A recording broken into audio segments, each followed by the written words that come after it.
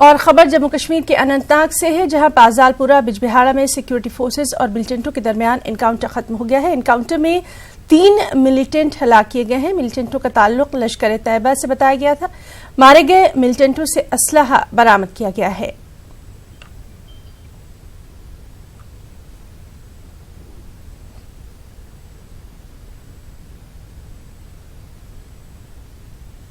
और GOC 15 core lieutenant general KJS Dhillon ने कहा है कि बिजबिहाड़ा एनकाउंटर में 3 मिलिटेंट हलाक हो गए हैं। उन्होंने कहा कि मिलिटेंटों को उनके किसी भी नापाक अज़ाइम में कामयाब नहीं होने दिया जाएगा।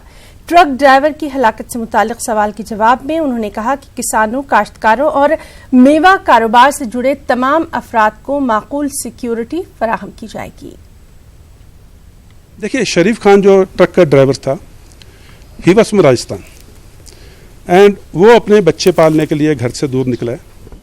अपनी मेहनत मजदूरी की कमाई करके, नेक कमाई, जो कि धर्म भी बोलता है कि नेक अपने हाथों से कमाई करने के लिए, वो जब यहाँ पर आता है और यहाँ पर उसका कसूर सिर्फ इतना है कि वो एक लोकल किसान के जो फूड प्रोड्यूस है, जो सेब हैं, उसको ट्रांसपोर्टेशन करने के लिए, अच्छी कीमत दिलाने के लिए वो अपने ट्रक का इस्तेमाल कर रहा है। लेकिन उसको गोली मार के उसकी मौत या हलाक कर दिया जाता है, उसके ट्रक को आग लगा दी जाती है। और जो किसान है, आज क्योंकि हम बच्चों के साथ में थोड़ा इंटरेक्शन कर रहे थे, किसान के लिए उसकी जो खेती है, उसकी जो फसल है, वो बच्चों के बराबर है।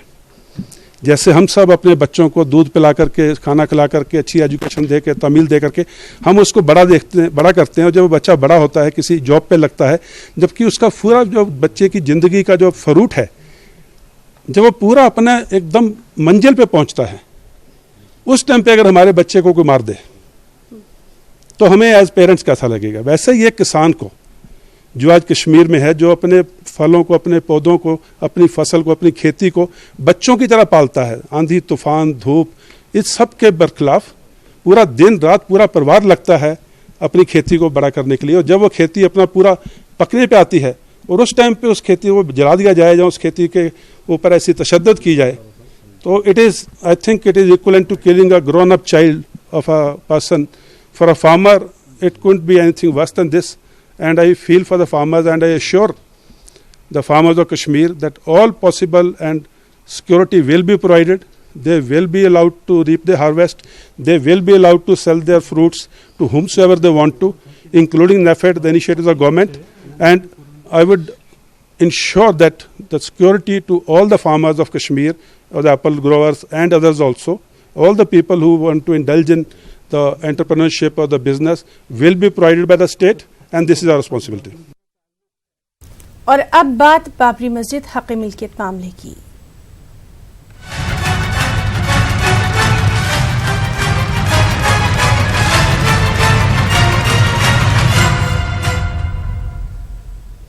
सुप्रीम कोर्ट आज बाबरी मस्जिद हक़ मिल्कियत मामले में फैसले को महफूज रख सकता है। CJI रंजन गोगोई ने कोर्ट में तमाम फरीकों से कहा है कि बहस को आज ही मुकम्मल करें, मामले को अब ज्यादा तूल न दिया जाए। रंजन गोगोई ने मजीद कहा कि अब इस मामले के लिए मजीद वक्त नहीं दिया जा सकता। आज शाम 5 बजे तक बहस पूरी हो जानी चाहिए। 17 अक्टूबर यानी कल मोल्डिंग ऑफ रिलीफ पर समाअत होगी। आपको बता दें कि सुप्रीम कोर्ट की 5 रुकनी आईनी बेंच मामले की रोजाना की बुनियाद पर समाअत कर रही है। 5 रुकनी बेंच में Ranjan Gogoi, justice SA Bobde, justice Chandrachud, justice Ashok Bhushan और जस्टिस अब्दुल नजीर शामिल हैं। दूसरी तरफ अयोध्या में दफा 144 नाफिज है। अयोध्या मामले की समाअत के आखिरी दिन अदालत में हाई वोल्टेज ड्रामा भी देखने में आया। मुस्लिम फरीक के वकील राजीव धवन ने भरी अदालत में नक्शे की कॉपी फाड़ दी। अखिल भारतीय हिंदू महासभा की जानिब से राम के जन्म स्थान का ये नक्शा पेश किया गया था।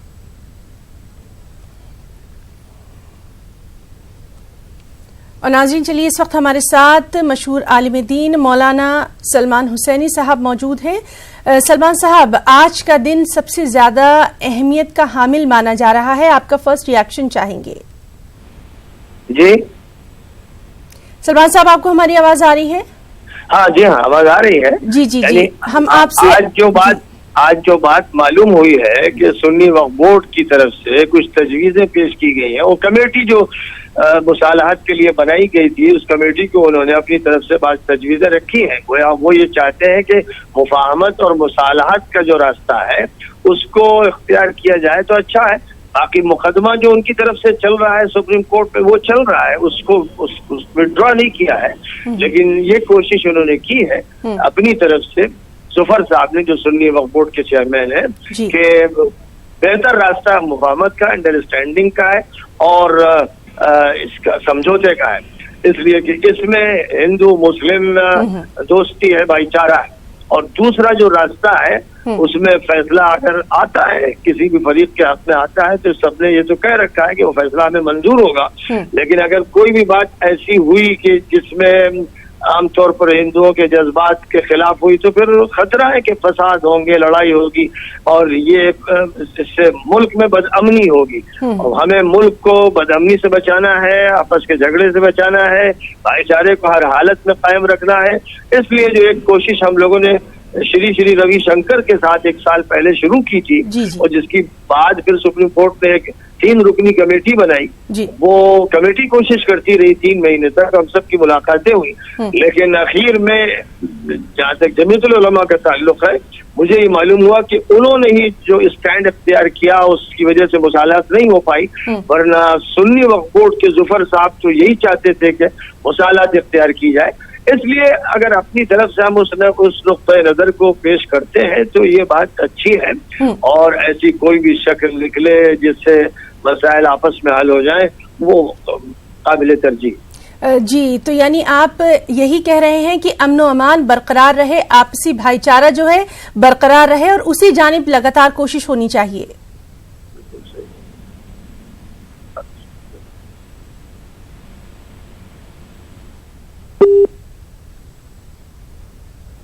तो नाज़रीन, हम बात कर रहे थे मौलाना सलमान हुसैनी साहब से, मशहूर आलिम दीन है और लगातार उनका यही कहना है कि अमन व अमान की बरकरारी के लिए जो भी कदम उठाया जाएगा उसकी वो तायद करते हैं।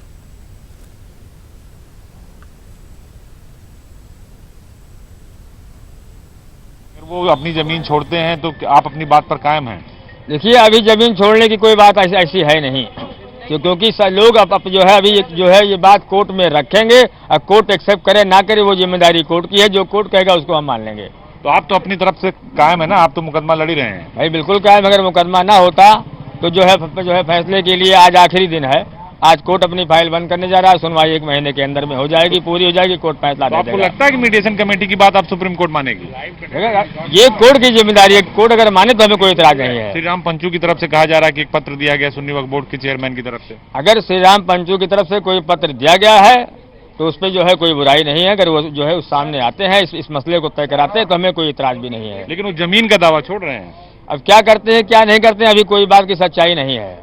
तो देखा, ये थे इकबाल अंसारी इकबाल अंसारी ने साफ तौर पर ये कहा कि जो कोर्ट करेगा उसको हम मानने को तैयार हैं। मीडिएशन कमेटी की तरफ से कोई पत्र श्री राम पंचू की तरफ से दिया गया है तो वो भी अदालत तय करेगी, उसे एक्सेप्ट करती है या नहीं स्वीकार नहीं करती, ये सब कोर्ट के मसले पर है। हमने अपने अधिवक्ता से बात की, उन्होंने इस बात से अभी फिलहाल किनारा कसा है और जो मसला है वो कोर्ट में और कोर्ट ही तय करेगी कि आखिर क्या होना चाहिए और क्या नहीं होना चाहिए। Bureau journalist Akhilesh Sadajit Singh, news 18 Ayodhya.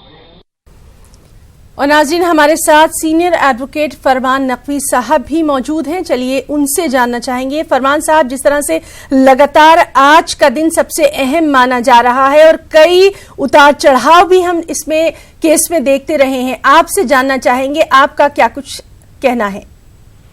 देखिए, उतार चढ़ाव तो बहुत से, चूंकि इतना बड़ा मुकदमा है और इतना पॉलिटिकल इम्प्लीकेशंस इसमें है तो स्टेक होल्डर्स बहुत से हैं, कुछ नए लोग शामिल हो रहे हैं, कुछ नई बातें निकल के आ रही हैं। तो अब ऐसे में तो बहरहाल अब इस वक्त पूरी जिम्मेदारी सुप्रीम कोर्ट के हाथ में है कि सुप्रीम कोर्ट कैसे इसको तय करता है। रही बात ये कि जो आज एक नया डेवलपमेंट हुआ है कि सुन्नी वक्फ बोर्ड की तरफ से कुछ पेपर्स या कुछ एप्लीकेशंस, जैसा मैंने पेपर में पढ़ा कि दाखिल हुई है वहाँ कोर्ट में कि साहब अगर इसके बदले में हमको कुछ गवर्नमेंट मस्जिद बनवाने के लिए किसी और जगह पर करती है तो हम तैयार हैं। तो अब उसमें भी कुछ मामला हैं, इसलिए कि 6 और पक्षकार हैं उसमें मुसलमान, उनका क्या स्टैंड होगा इस इशू के ऊपर, इसलिए कि सुन्नी वक्फ बोर्ड अकेले तो है नहीं पूरा उसके इंचार्ज इस पूरे इशू की। वो जो बाकी लोग हैं उनसे किसी ने राय ली कि नहीं ली, ये एक सबसे बड़ा इशू होगा। दूसरा जो एक एंगल आता है निकल करके वो ये है कि मान लीजिए कि मुसलमान तैयार हो जाते हैं, तो क्या गवर्नमेंट इस बात के लिए तैयार होगी कि वो मस्जिद जो है कहीं और बनवा दे सरकारी खर्चे के ऊपर? मुझे नहीं लगता कि ऐसा कोई भी प्रपोजल जो है ये वर्केबल है। और किस अंदाजे के बिना पे सुन्नी वक्फ बोर्ड ने ये एप्लीकेशन दिया या दबाव के वजह से दिया, अब ये तो वही जान सकते हैं। लेकिन मुझे लगता है कि अब सुप्रीम कोर्ट की पूरी जिम्मेदारी सुप्रीम कोर्ट है, चूंकि आज आखिरी दिन है। अब इसके बाद चीफ जस्टिस साहब का कहना यह है कि हम आगे की सुनवाई नहीं करेंगे, कोई भी टाइम नहीं देंगे। तो नेचुरली अब इन्हीं सब मटेरियल्स पे तय होना है और काफी कॉम्प्लिकेशन है इसमें, लेकिन सुप्रीम कोर्ट अपनी जिम्मेदारी पूरी तरह से निभाएगा, मुझे पूरी उम्मीद है। और कोई ऐसा फैसला आएगा कि जिसमें किसी की भी हस्तलफी ना हो। जी फरमान साहब, जिस तरह से लगातार हमारे पास न्यूज आ रही है उसके मुताबिक जफरयाब जिलानी साहब हैं या फिर कमाल फारूकी साहब हैं या फिर आलिम दीन खालिद रशीद फिरंगी महली हैं, इन सब ने कहा है कि उन्हें सुन्नी वक्फ बोर्ड का जो अभी आज जो चीज सामने आई है उसके ताल्लुक से कोई खबर ही नहीं है। उनके पास इस सिलसिले में कोई पेशरफ भी नहीं की गई, कोई बातचीत भी नहीं हुई। तो अब ये तो बहरहाल चूंकि वो लोग उसमें वकील हैं, जी, तो वो ज्यादा अच्छी तरह जान सकते हैं। जफरयाब जिलानी साहब उसमें अपीयर कर रहे हैं, तो सुन्नी वक्फ बोर्ड के वो वकील भी हैं, तो ये तो वो ज्यादा अच्छी तरह से जानेंगे कि किन सर्कमस्टांसेस में ये एप्लीकेशन इमर्ज करके आई। इसलिए कि पेपर में तो बहुत बड़ी खबर ये छपी हुई है, हाँ। और सोशल मीडिया पे भी सर्कुलेट हो रहा है, लोगों ने जैसा बताया। जी।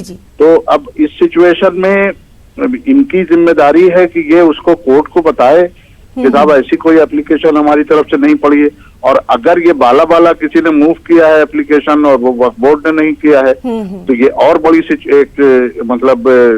एक कॉन्स्पिरेसी एंगल इसमें निकल के आता है कि लगता है किसी ने साजिश के तहत ये खबर सर्कुलेट की है, तो ये जिम्मेदारी इन लोगों की और बढ़ जाती है। और इस सिचुएशन में ये साफ लगता है कि साहब जो मामला जिस तरह से जा रहे थे, कुछ लोग कहीं बैठ करके उसको मामला को उस तरह से तय नहीं कराना चाहते थे। इसमें कहीं ना कहीं कुछ एक ऐसा कोई एंगल आ रहा है जो जिसको कहा जाए कॉन्स्पिरेसी भी कह सकते हैं, साजिश भी कह सकते हैं, या अनजाने में कुछ हो सकता है, जो भी हो इसका एंगल। बहरहाल सारी जिम्मेदारी लेकिन अब इस वक्त सुन्नी वक्फ बोर्ड के लोगों के ऊपर है कि वो कैसे इसको तय करते हैं। जी फरमान नकवी साहब, बहुत बहुत शुक्रिया आपका न्यूज़ 18 उर्दू के साथ खास बातचीत के लिए। तो नाज़रीन, लगातार हम तमाम जो जानकार हैं, तमाम जो माहिर हैं, उनसे बात कर रहे हैं और आज जिस तरह से इस अहम खबर पर हमारी नजर बनी हुई है उसका पल पल का अपडेट जो है वो हम आपको दे रहे हैं।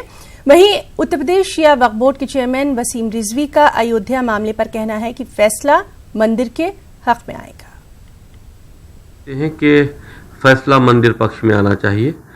मंदिर पक्ष ने जो जिस तरह से अपनी दलीलें रखी हैं वो ये साबित करने के लिए बहुत हैं, जो रिपोर्ट्स वगैरह हैं कि वो जो स्ट्रक्चर वहाँ बना था उसके नीचे एक पुराना मंदिर मौजूद था। और राम जन्मभूमि इसको हिंदू मानते हैं, राम जन्म स्थान मानते हैं, तो राम जन्म स्थान पर राम मंदिर ही बनना चाहिए। आस्था के हिसाब से भी देखें और अगर साक्ष्यों के आधार पर भी देखें, दोनों आधार से वहां पर राम मंदिर बनना ही चाहिए। और जफरयाब जिलानी का कहना है कि अगर केस वापस लेने की कोई दरख्वास्त होती तो वो कोर्ट में दाखिल की जाती, लेकिन कोर्ट में तो ऐसा कुछ भी दाखिल नहीं किया गया। उन्होंने क्या कुछ कहा है, आइए देखते हैं। कोई एप्लीकेशन विड्रॉल की दी जाएगी तो कोर्ट में दी जाएगी। उनके एडवोकेट और लेकर शकील अहमद सैयद, इनको तो कोई सेक्शन है नहीं। एक जो पहले जिससे उन्होंने अपील दिया था पावर, शाहिद हुसैन रिजवी को, वो भी कोर्ट में थे, उन्होंने भी कोई एप्लीकेशन नहीं फाइल की। तो अब जाहिर है कि अगर वकील को इंस्ट्रक्शन नहीं है तो मीडिया में तो फाइल होगी नहीं एप्लीकेशन। तो हमारी इत्तला तो अभी तक यही है कि भाई कोई एप्लीकेशन उन्होंने मूव नहीं की। मीडिएशन पैनल तो सुप्रीम कोर्ट नहीं है, बहस सुप्रीम कोर्ट में होगी, मुकदमा सुप्रीम कोर्ट में तय होगा। मीडिएशन पैनल तो सिर्फ मीडिएशन के लिए है, उसको ये अख्तियार थोड़ा कोई मुकदमा विड्रॉ कर दे। उन्होंने अपनी रिपोर्ट कोर्ट को दी है। अब मुझे नहीं पता, ये तो आपको मालूम होगा, तो हमसे क्यों पूछा? केस वापस लेने से कोर्ट ने अभी तक कोर्ट में कुछ नहीं कहा है। जब कोर्ट में कुछ कोई चीज जस्टिस कहेंगे तो पता चलेगा, हमें नहीं पता। केस वापस लेने से कोई फर्क पड़ेगा सर? पहली बात तो ये कि अब लास्ट डे कोर्ट केस वापस हो ही नहीं सकता है। उसमें रिक्वायरमेंट है कि अगर कोई एप्लीकेशन दी जाएगी किसी पार्टी की तरफ से तो उसका पब्लिकेशन होगा, नोटिफिकेशन। और फिर ये कि अगर कई फरीक हैं एक साथ, तो जब तक दूसरे फरीक की कंसर्न नहीं हो जाएगी केस वापस ही नहीं हो सकता है। तो ये तो एप्लीकेशन आएगी तो खारिज होगी। और वहीं मौलाना खालिद रशीद फिरंगी महली ने कहा कि जल्द अज जल्द ये मसला हल होना चाहिए। उन्होंने सुन्नी वक्फ बोर्ड के ताल्लुक से किए गए सवाल के जवाब में कहा कि कौन क्या कह रहा है, इस पर फैसला अदालत को करना है। उन्होंने कहा कि अमन अमान के साथ फैसला होगा और इस पर पूरा मुल्क अमल करेगा। के सबसे विवादित मुद्दे राम जन्मभूमि बाबरी मस्जिद विवाद का मसले का हल निकलने की उम्मीद अब और तेज हो चली है, क्योंकि मुमकिन है आज सुनवाई का सुप्रीम कोर्ट में अंतिम दिन हो सकता है, जिसके 4 हफ्ते के बाद इस मसले पर फैसला भी आ सकता है।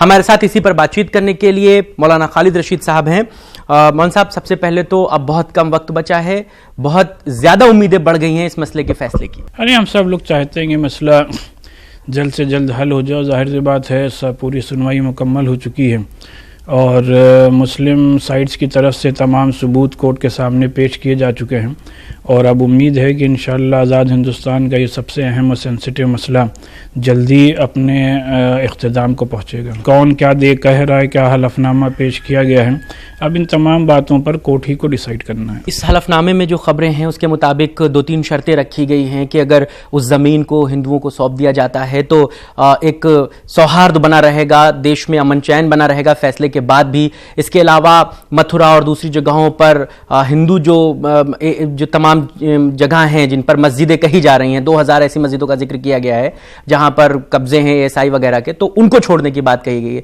लगता है इनकी गुंजाइश अभी है इस तरीके की चीज़ों की? जैसे मैंने अर्ज़ किया कि इन तमाम बातों पर फैसला तो अब सुप्रीम कोर्ट को ही करना है और बार बार ये अजीब व गरीब बात कही जाती है कि फ़ैसला आने से खुदा न खास्ता मुल्क में कोई लॉ एंड ऑर्डर प्रॉब्लम पैदा होगी। ये वही लोग कह सकते हैं जिनको कि मुल्क के कानून पर पूरी तरीके से एतमाद ना हो। Law and order state subject है, गवर्नमेंट और एडमिनिस्ट्रेशन और हम सब की जिम्मेदारी है। कहीं कोई अल्लाह के करम से लड़ाई झगड़ा नहीं हो रहा है, एक पीसफुल मैनर में पूरा केस हमेशा जारी रहा इतने सालों से कोर्ट में और उसी अमन अमान के साथ इंशाअल्लाह इसका फ़ाइनल फ़ैसला भी होगा और जो फ़ैसला होगा उस पर पूरा मुल्क इंशाअल्लाह अमल करेगा। जो कोई भी अदालत में केस लड़ता है वो इसी उम्मीद से लड़ता है कि उसमें उस पार्टी की जीत होगी, तो ये कहना कि क्या फ़ैसला आएगा ये तो क़ब्ल अज़ वक्त है और ज़ाहिर सी बात है कोई ये भविष्यवाणी भी नहीं कर सकता कि फ़ैसला क्या होगा। मामले में सुन्नी वक्फ बोर्ड की बड़ी भूमिका रही है और बड़ा वो पैरोकार रहा है, लेकिन अचानक कुछ दिन पहले, फैसले से कुछ दिन पहले मध्यस्थता की बात उनकी तरफ से चल पड़ती है। वो मध्यस्थता के लिए हलफनामा दाखिल करते हैं सुप्रीम कोर्ट में। आज उन्होंने पूरे मामले से ही वापस निकलने के लिए हलफनामा दाखिल कर दिया है कि वो अपनी पैरोकारी ही ख़त्म करते हैं। ये क्या संकेत देता है आपको? क्या लगता है ऐसा क्यों हो रहा है? अब ये तो जिन लोगों ने हलफनामा दिया है वही बता सकते हैं और जैसा कि आप सबको मालूम है कि इस केस में कई पार्टीज़ हैं, तो और फिर तमाम पार्टीज़ के वकीलों ने अपनी पूरी बहस कोर्ट के सामने मुकम्मल कर ली है, लिहाजा अब कोर्ट ही को फैसला करना है। लोगों से क्या अपील करना चाहेंगे, खासकर मुसलमानों से क्या अपील करना चाहेंगे कि फैसला आने के बाद किस तरीके से कौमी यकजहती बनी रहे, कैसे भाईचारा बना रहे? नहीं, मेरी सभी से यही अपील है कि हर तरीके से अमन अमान कायम रखें और जाहिर सी बात है सबका एतमाद और यकीन और आस्था मुल्क के सुप्रीम कोर्ट में है और सुप्रीम कोर्ट की आस्था हक़ और इंसाफ और मुल्क के कॉन्स्टिट्यूशन में है। तो हम सब ये समझते हैं कि जो भी फ़ैसला आएगा वो कॉन्स्टिट्यूशन में हम सब की जो आस्था है और जो मुल्क के सुप्रीम कोर्ट में हम सब की आस्था है उसकी बुनियाद पर आएगा। बहरहाल जो भी फ़ैसला आए उसमें सब लोगों को पूरी तरीके से कमन हार में अमन अमान कायम रखते हुए जो भी फ़ैसला आए उस पर अमल करना चाहिए। आखिरी सवाल, फैसले के बाद अयोध्या जाएंगे? नहीं, तो फैसला जो भी आएगा उसके बाद इंशाअल्लाह तय किया जाएगा। बात करने के लिए शुक्रिया। हमारे साथ मौलाना खालिद रशीद साहब थे और वो सीधे तौर पर कह रहे हैं कि फैसला क्या सुप्रीम कोर्ट से निकलता है इसका सभी को इंतजार करना चाहिए। कैमरा पर्सन अनिल के साथ मोहम्मद शबाब, न्यूज़ 18 लखनऊ। और अयोध्या मामले में आज नया मोड़ तब आया जब यूपी सुन्नी वक्फ बोर्ड मुतनाज़ ज़मीन पर अपना दावा छोड़ सकता है, ये बात सामने आई क्योंकि यूपी सुन्नी वक्फ बोर्ड ने सालिसी कमेटी को खत लिखा और कुछ शराइत की बुनियाद पर दस्तबरदारी के इशारे दिए। ज़राए के मुताबिक ASI से हासिल करदा रिपोर्ट के मुताबिक मुल्क भर में 2000 से ज्यादा तारीखी मसाजिद हैं। इन मसाजिद में मुसलमानों को बगैर किसी शर्त के नमाज अदा करने की इजाजत की बात कही गई है। इसके अलावा हिंदू फरीक दीगर मसाजिद पर अपना दावा छोड़ दें। मसलन मथुरा, काशी, हुजशाला जैसी 200 से ज्यादा मसाजिद पर अपना दावा छोड़ना होगा। और चलिए हमारे साथ मौजूद हैं एक बार फिर से हमारे साथी खुर्रम शहजाद। खुर्रम, लगातार हम देख रहे हैं कि काफी अहम रहा है ये मामला। जब से इस मामले की शुरुआत हुई है, पहले पेज से लेकर आज का तारीखी दिन, क्या कुछ अभी तक अपडेट, क्या कुछ सामने आया? देखिए, सबसे बड़ा अपडेट जो था जिस पर बवाल होना भी शुरू हुआ, मैं आपको वो नक्शा दिखाना चाहूँगा। ये वो नक्शा है जो राजीव धवन ने फाड़ दिया था। क्यों फाड़ दिया था, इसको लेकर के मैंने मुस्लिम पक्ष के वकीलों से सीधे तौर पर पूछा तो उन्होंने बताया कि जो किशोर कुणाल की किताब है जिसमें ये नक्शा है और जिसको बुनियाद बनाकर ये कहा जा रहा था कि यहाँ पर राम मंदिर था, बिल्कुल उसी जगह था और ये पूरा नक्शा है, मैप है। दरअसल ये किताब 1985 में छपी, तो 30 साल के बाद, 25 साल के बाद जब ये टाइटल शूट शुरू होता है, उसके बाद एक किताब छपती है या छपवाई जाती है या नक्शा छपवाया जाता है, उसको कैसे हम रिलाई कर सकते हैं। इसी बुनियाद पर उन्होंने ये नक्शा जो मैं आपको दिखा रहा हूँ, ये नक्शा फाड़ दिया था और जिसपे सारा बवाल होना शुरू हुआ। तो कहना चाहिए कि बहरहाल ये उनकी दलील थी, लेकिन उस पर राजीव धवन के खिलाफ कंटेम्प्ट ऑफ कोर्ट की बात होने लगी। लेकिन जफर याब जिलानी ने साफ किया है कि इसमें कोई कंटेम्प्ट ऑफ कोर्ट नहीं बनता, क्योंकि चीफ जस्टिस ऑफ इंडिया इस मामले को लेकर नाराज नहीं है और चीफ जस्टिस और राजीव धवन के बीच की बात है ये, और इसको इस मामले को खत्म समझा जाना चाहिए। और उन्होंने ये बात भी साफ की थी हमसे कि जहां तक सुन्नी वक्फ बोर्ड की बात है, इस तरह की कोई भी जानकारी केस वापस लेने को लेकर वकीलों के पास नहीं है, क्योंकि अगर केस वापस लिया जाएगा तो सुप्रीम कोर्ट को बताना होगा, वहां नोटिस देना होगा, वहां एप्लीकेशन देनी होगी और उसको तमाम जो पार्टियां हैं उनको भी बताया जाएगा कि ये केस वापस लेना चाहते हैं। तो वो भी ऐसा भी नहीं किया गया। शकील अहमद सैयद कोर्ट में मौजूद हैं, जो सुन्नी वक्फ बोर्ड के वकील हैं, जफर याब जिलानी खुद मौजूद हैं और इसके अलावा शाहिद रिजवी एक वकील और हैं, लेकिन उनकी तरफ से भी ऐसी कोई बात सुप्रीम कोर्ट में नहीं कही गई है। लेकिन जिस तरह से ये पूरा मामला सामने आया है और जिस तरह की बातें शराइत आयद की गई हैं, तो सीधे तौर पर मॉडलिंग ऑफ रिलीफ में यह मामला आ सकता है, जिसका कुछ ही देर में आप समझ सकते हैं कि कुछ ही देर में उसका मरहला आने वाला है, क्योंकि तमाम लोगों की दलीलें पूरी हो गई हैं। राजीव धवन अभी अपनी बात रख रहे हैं कोर्ट में और हिंदू पक्ष है उसने अपनी दलीलें पूरी कर ली थी। तो कौन किस हद तक पीछे हटने के लिए तैयार है, तो कहना चाहिए सुन्नी वक्फ बोर्ड की तरफ से जिस तरह से ये पूरा मामला सामने आया है। तो लगातार इस अहम खबर पर हमारी भी नजर बनी रहेगी। खुर्रम, बहुत बहुत शुक्रिया आपका तमाम तर जानकारी के लिए। और एक और अहम खबर, जिला पुलवामा के निहामा गांव में आज नामालूम मिलिटेंटों ने एक गैर रियासती मजदूर को गोली मारकर हलाक कर दिया है और ये हालिया दिनों में गैर रियासती बाशिंदों को हलाक करने का दूसरा वाकया है। बताया जाता है कि मिलिटेंटों ने छत्तीसगढ़ के रहने वाले सेठी कुमार सागर नामी एक मजदूर को गोली मारकर हलाक कर दिया। इस वाकये पर पुलिस ने जाए वारदात पर जाकर लाश को अपनी तहवील में लिया। इस सिलसिले में पुलिस ने तफ्तीश शुरू कर दी है। वाज़ेह है कि महलूक एक ईंट भट्टे में बतौर मजदूर काम कर रहा था। काबिल जिक्र है कि चंद रोज पहले ही मिलिटेंटों ने जिला शोपियां में राजस्थान के एक ट्रक ड्राइवर को हलाक कर दिया था और सेब से लदी ट्रक को भी नजरियातिश कर दिया था।